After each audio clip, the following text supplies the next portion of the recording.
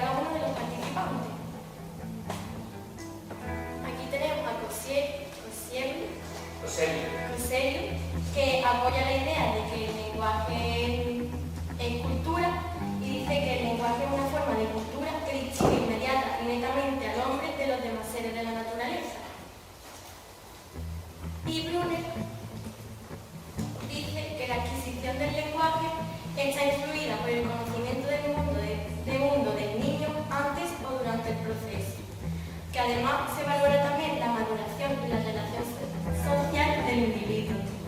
Entonces va a proponer la teoría de los actos del habla y destaca que los niños en edad prelingüística saben declarar y pedir, pero dejan de, por ejemplo, los niños cuando quieren algo señalan con el dedo, y esto deja de pasar cuando van a sustituir las formas no lingüísticas por las formas lingüísticas, es decir, van a dejar de señalar para mostrar lo que desean.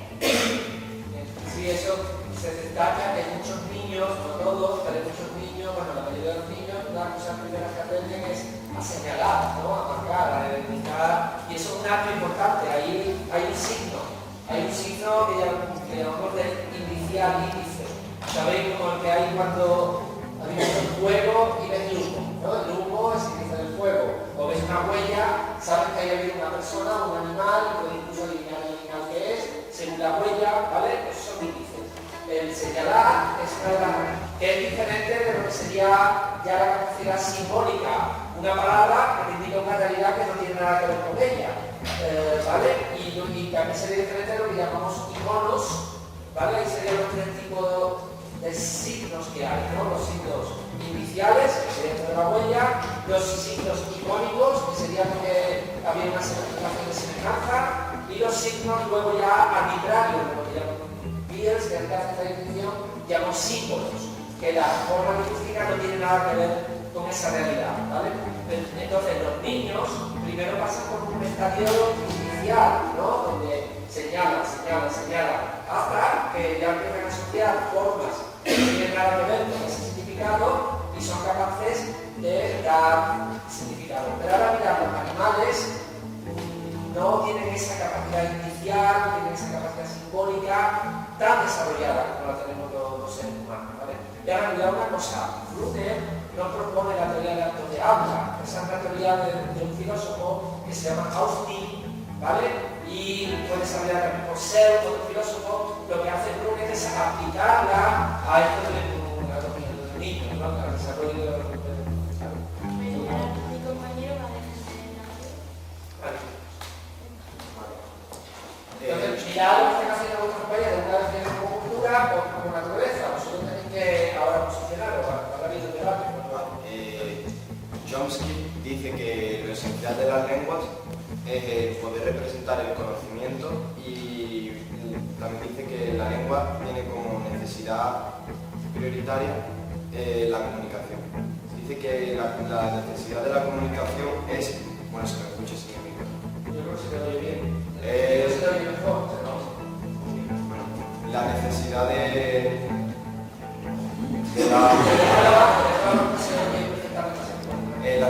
la necesidad de la comunicación es una necesidad biológica. Veréis, en la Edad Media se hacen experimentos que se cogían a niños pequeños, recién nacidos, se les criaba, se les daba de comer, pero no se les hablaba con el propósito de saber cuál era la lengua original que se hablaba hace mucho tiempo. Entonces, todos los experimentos que hicieron así acabaron con todos los niños muertos, se morían. Porque la necesidad de comunicarse es algo del ser humano. Si un ser humano no puede comunicarse, como vemos con estos niños, el ser humano acaba muriéndose.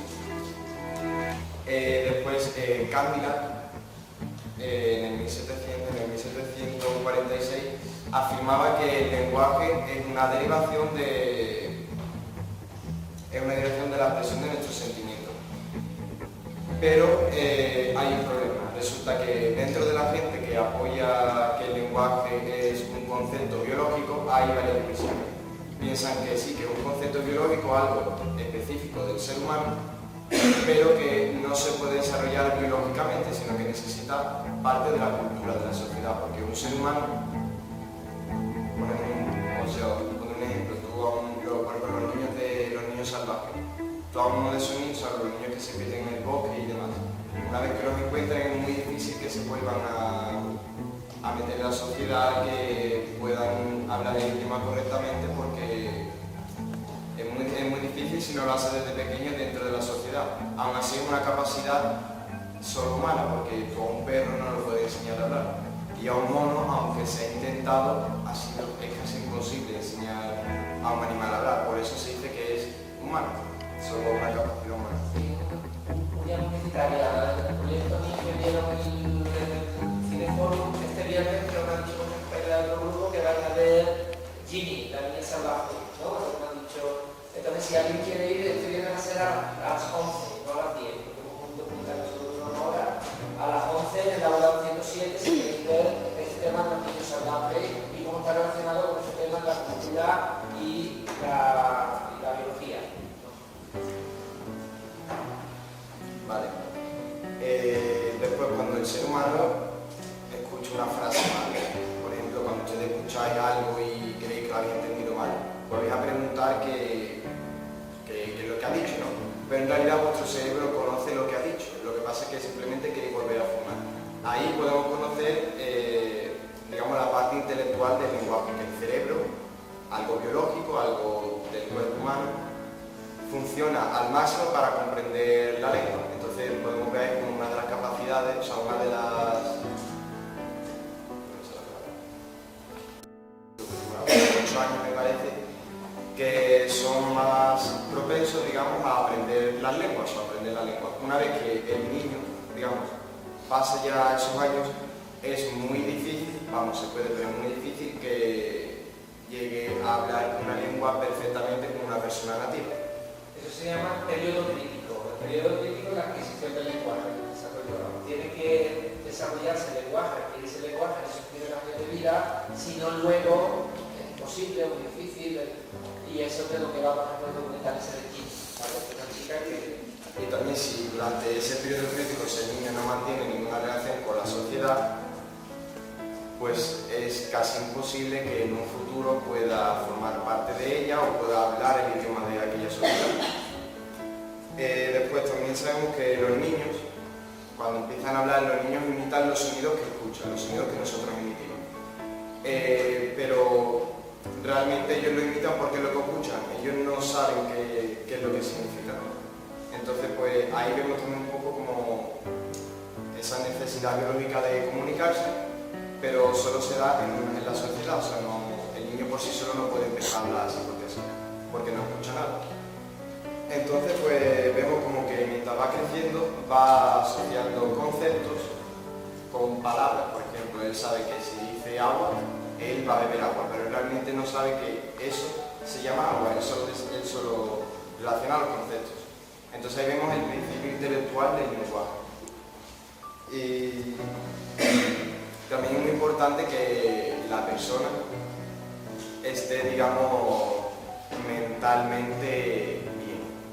Si una persona no tiene las capacidades mentales adecuadas para aprender el lenguaje, nunca va a aprenderlo bien. Por ejemplo, un niño que nace de síndrome de Down puede hablar porque puede hablar, pero nunca va a tener ese dominio de la lengua que tiene una persona que no tiene síndrome de Down.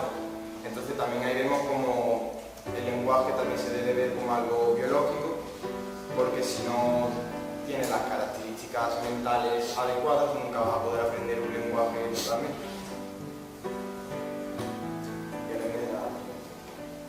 Bueno,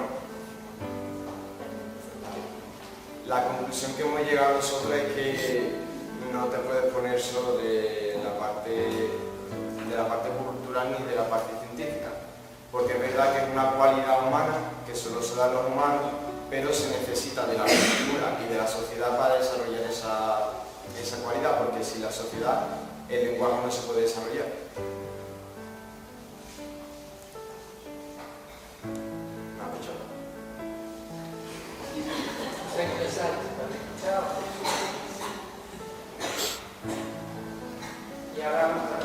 Ahí lo repito que nosotros, ella definió la parte cultural y yo la parte biológica, pero que pensamos que no debería de haber dos bandos, sino que es necesario una parte cultural y una parte del lenguaje biológico, algo biológico, pero que es necesario de la cultura para poder desarrollarse, porque en una sociedad, sin la sociedad el lenguaje no se puede desarrollar.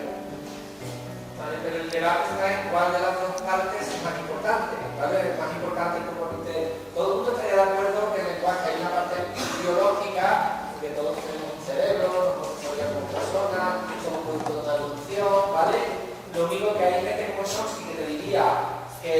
esa evolución se ha desarrollado cosas lingüísticas y cuando nacemos tenemos casi lo más importante del lenguaje ahí previsto, pues algo como nos va a crecer el lenguaje igual que nos crece un brazo, igual que aprendemos a andar, es algo que no tenemos que hacer nada, ¿vale? Solo tener, y ahí es donde entraría el elemento cultural, tener alrededor nuestra gente que hable la lengua. Nosotros ya seremos capaces de adquirirlas, ¿vale? Pero hay otra gente que te dice que no, que lo biológico, hay cosas biológicas que no tienen específicamente que ver con el lenguaje, sino que son capacidades generales de aprendizaje, de percepción, muchas habilidades de atención, de memoria, que vamos a usar para muchas cosas y entre ellas para el lenguaje. Pero que el lenguaje es fundamentalmente cultural y social y que depende enteramente de la cultura de la sociedad. Y ahí está, si lo habéis visto el documental, pero lo he recomendado para este debate, el debate entre Chomsky y Everett, ¿no? Chomsky te diría que el lenguaje es pura forma, es independiente de la cultura, es universal, ¿vale? Mientras que Everett te dice que no hay ninguna característica universal del lenguaje, que depende de la cultura, incluso la que Chomsky considera como fundamental, que es esa recursividad del lenguaje, esa capacidad que tenemos creativa, productiva del lenguaje. Hay lenguas que porque la cultura no lo necesita, no lo han desarrollado, entonces el lenguaje es enteramente cultural. Ahí está el debate, y ahora para hacer las preguntas y tenéis que debatirlas y cada uno decir si está más de acuerdo con Chomsky o más de acuerdo con Everett o está en una postura intermedia, ¿vale?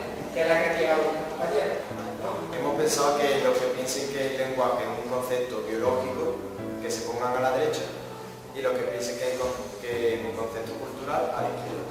Y los que no tengan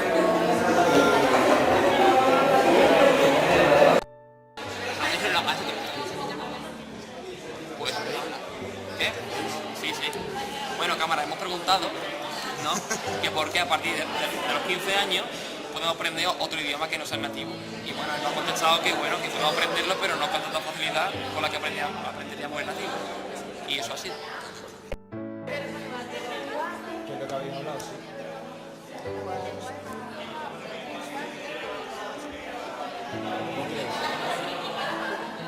Como a raíz de una necesidad de comunicarnos y de definir las cosas,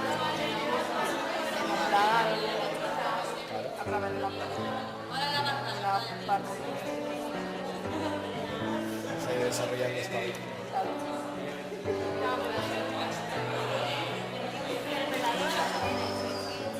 encerrado y finalmente cumplir es como una necesidad Biológica de comunicarse. exactamente y ¿Es biológico eso? ¿O es cultural? no a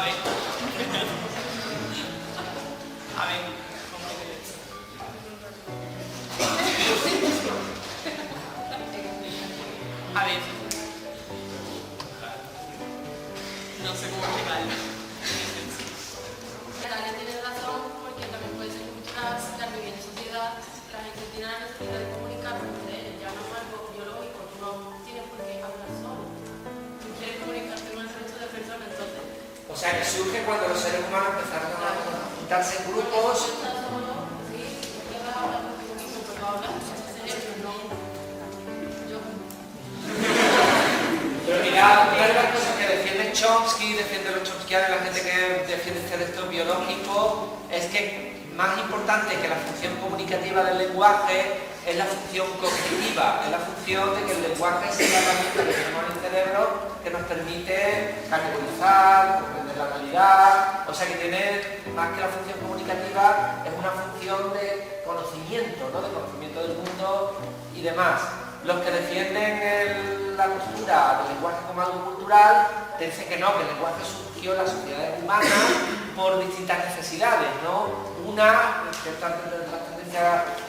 necesidad de ayudarse mutuamente para poder sobrevivir, para poder y el lenguaje como herramienta simbólica nos sirvió. También hay una teoría del origen político del lenguaje, ¿no? El lenguaje nos sirvió como herramienta. Sabéis que en otros primates y demás hay bastante jerarquía, hay un macho alfa que es el que domina, y entonces el lenguaje permitió a los machos no dominantes poder comunicarse y poder, en cierto modo, como ser un proceso proceso de domesticación del ser humano. El ser humano ser capaz de vivir en sociedad sin tener que estar, por lo menos en los grupos internos. Luego en los otros grupos sí habría guerras y demás.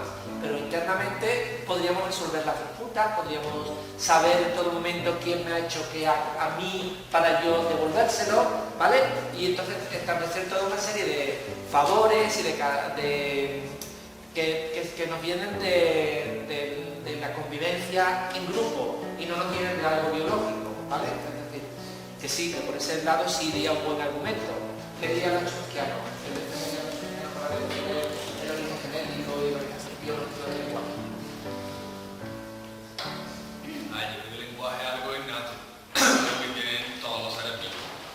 ¿Todos los seres vivos tienen lenguaje? Sí, por eso los animales tienen lenguaje. Evidentemente tú no puedes comparar la capacidad de lenguaje que puede tener un perro, un gato, el ser humano, que somos más inteligentes. Pero las plantas no tienen Vale. No sé,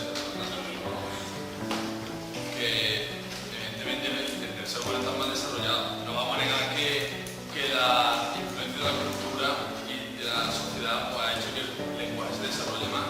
Que no es lo mismo una conversación que puede tener un ser humano con la ladrilla de un perro a otro perro. No es lo mismo. Pero evidentemente todo se comunica y todo tiene lenguaje, porque es algo biológico. No tiene por qué estar metido en una cultura determinada o un determinado grupo para crear lenguaje. Lo que es algo, uno de los principales argumentos de Chomsky sería que es algo universal, ¿no? Todos los seres humanos, todas las culturas tienen un lenguaje y además todos son más o menos iguales, tienen una serie de características, tienen estructuras, tienen recursividad, excepto si creéis que lo que dice Eder es de que hay una lengua que no tiene recursividad. Todas las lenguas tienen ese... otro de los argumentos que usa Chomsky es que los niños la adquieren sin ningún tipo de dificultad, simplemente y da igual que los padres les hablen o no les hablen, la sociedad los tenga en cuenta o no los tenga en cuenta, los niños van a terminar aprendiendo una lengua y van a seguir casi todas las mismas etapas y van a llegar todos a ser hablantes nativos de esa lengua, ¿vale? Y a un niño pequeño no le va a costar ningún trabajo aprender su primera lengua, sin embargo ya a un adulto aprender una segunda lengua le va a resultar mucho más difícil. ¿Cómo es posible? Esta es la gran pregunta de Chomsky. ¿Cómo es posible que los niños, teniendo un input limitado, eso dice pobreza del estímulo, una pobreza de lo que reciben, sean capaces de desarrollar cosas que no están en ese input? Porque los niños, según Chomsky, son capaces de producir cosas que no han oído nunca antes, son capaces de hacer generalizaciones, son capaces de hacer muchas cosas con el lenguaje, que según Chomsky la única explicación sería el que es innato, que no viene de los genes, que es algo que se va a desarrollar y con cuyas características principales ya nacemos. ¿Qué contestarían la gente que defiende el lenguaje como algo cultural?